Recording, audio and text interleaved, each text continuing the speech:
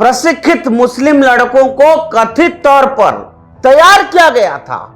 उन्हें नकली हिंदू पहचान दी गई थी और हिंदू लड़कियों को लुभाने और फंसाने के लिए व्यवस्थित रूप से तैनात किया गया था। सोचिए आप, यह व्यक्तिगत गुमराह करने वाली प्रेम के मामले नहीं थे, ये एक आइडियोलॉजिकल वार में स्टेट स्पॉन्सर एक्टर्स थे।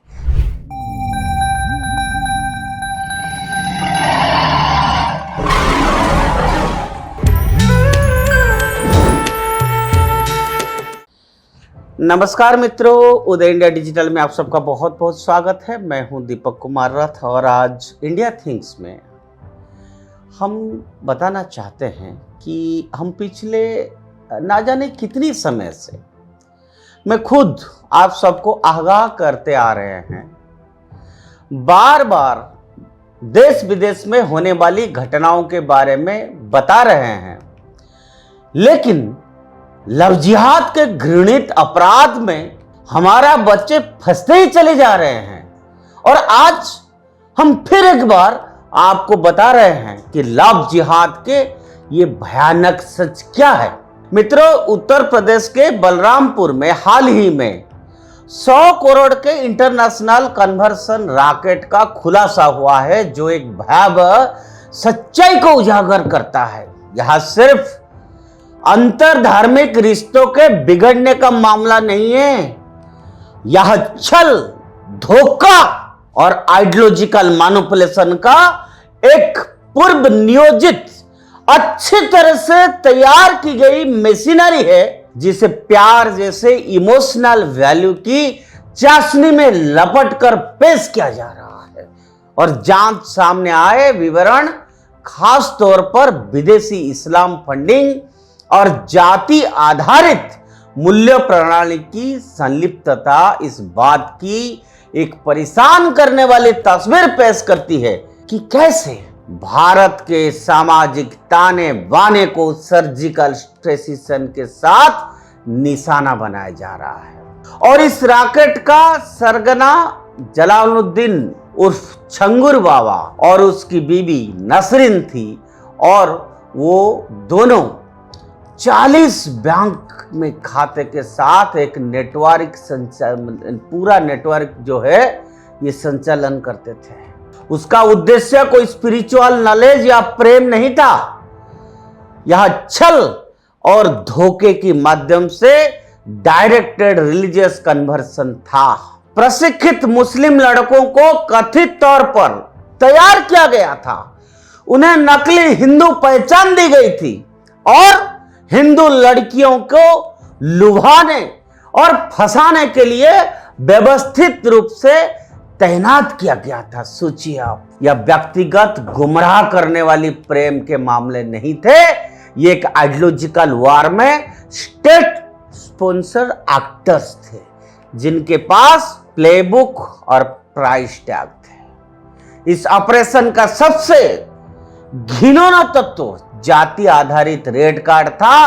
ब्राह्मण, सिख, वैश्य या राजपूत लड़कियों के लिए 16 लाख रुपए, ओबीसी के लिए 12 लाख रुपए और अन्य के लिए 10 लाख रुपए। महिलाओं को उनकी जन्म के आधार पर इस तरह से बेचा जाना लैंगिक जो समानता है, समान है, उसका मानव अधिकार के हर सिद्धांतों को ये बातें कमजोर करता है। आइडियोलॉजिकल कॉन्क्वेस्ट के मार्केट में हमारी बेटियों के साथ मवेशियों जैसा व्यवहार किया जा रहा था। यह कुछ इस्लामी देशों से विदेशी फंड के माध्यम से किया जा रहा था, जो कहीं अधिक भयावह बात की ओर इशारा भी करता है कि ये ग्लोबल आइडियोलॉजिकल ऑपरेशन जैसे भारतीय समाज के भीतर से विभाजित या खोखला करने के लिए डिजाइन बनाया गया था। इससे भी अधिक भयावह बात यह है कि इसमें वार रूम लाइक कोऑर्डिनेशन शामिल था। यह कोई मामूली अपराध नहीं था, यह हिंदू परिवार को अस्थिर करने, समुदाय के बीच विश्वास को खत्म करने और भारत के बहुलवादी लोकाचार का शोषण करने का एक संगठित प्रयास किया जा रहा था। इन युवकों को हिंदू नाम देकर एजेंडा पारिवारिक और सांस्कृतिक सुरक्षा को तोड़ना, संदेह को दरकिनार करना और बिना किसी प्रतिरोध के धर्मांतरण को अंजाम देना इनका लक्ष्य था। मित्रों, लक्ष्य स्पष्ट था, धोखे का माध्यम से कल्चरल डाइल्यूशन। आलोचक अक्सर तर्क देते हैं कि लव जिहाद शब्द एक कंस्पिरेसी, ये कंस्पिरेसी थ्योरी है, कम्युनल बोगेमनी है। लेकिन ऐसे विचारों को अब कठोर तथ्यों से जूझना होगा। बलरामपुर रॉकेट संदेह से परे साबित करना संभव है और ये एक सोफिस्टिकेटेड कन्वर्सन सिंडिकेट है। सोफिस्टिकेटेड कन्वर्सन काम कर रहा है जो पैसा, ट्रेनिंग और रणनीति से लैस है। यह आस्थाओं को जोड़ने का नहीं बल्कि घुसपैठ करने और हावी होने का प्रयास करता है। यह महिलाओं का सम्मान नहीं करता है बल्कि उन्हें संख्याओं के धार्मिक खेल में मोहरे के रूप में इस्तेमाल करता है। इस तरह से ऑपरेशन का व्यापक निहितार्थ बड़ा गंभीर विषय है। सबसे पहले यह विदेशों से फंडेड आइडियोलॉजिकल एस्कर्ट्स की उपस्थिति को उजागर करके भारत की आंतरिक सुरक्षा को चुनौती देता है। दूसरा, यह डिजिटल ग्रूमिंग, झूठी पहचान और कोरेशन टैक्टिक्स की रणनीति के बारे में सामाजिक जागरूकता की विफलता को उजागर करता है, खासकर युवाओं और अभिभावकों के बीच। तीसरा, यह तथाकथित लिबरल आवाजों की चुप्पी और मिलीभगत पर सवालिया निशान लगाता है जो धर्मनिरपेक्षता के नाम पर ऐसी हिंसक योजनाओं पर आंखें मूंद लेते हैं।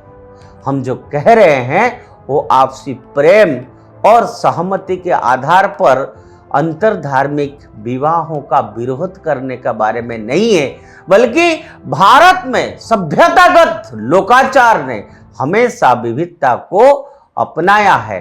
लेकिन जब प्रेम युद्ध का हथियार बन जाता है, जब धर्मांतरण अंतिम लक्ष्य होता है और जब महिलाओं की भावनाओं को हथियार बनाया जाता है, तो रेखा खींचनी चाहिए, अवश्य खींचनी चाहिए। यह प्रेम कतई नहीं हो सकता है, ये एक आइडियोलॉजिकल अटैक है। सरकार को इस विषय पर निर्णायक रूप से कार्य करना होगा। मजबूत धर्मांतरण विरोधी कानूनों, संदिग्ध गैर सरकारी संगठनों और धार्मिक संस्थानों की वित्तीय निगरानी और लड़कियों को छल को पहचानने के लिए सक्षम करने वाले शिक्षा अभियानों को उसको भी अपनाना पड़ेगा। बलरामपुर एक चेतावनी होनी चाहिए, बहुत बड़ी चेतावनी है, क्योंकि अगर इस तरह के ऑपरेशन अनियंत्रित हो जाता है तो उसकी कीमत सिर्फ विश्वासघात से चले जाने वाली बेटियों के आंसू नहीं होंगे, बल्कि भारत की सभ्यता के मूल को ये धीरे धीरे जहर दे देगा।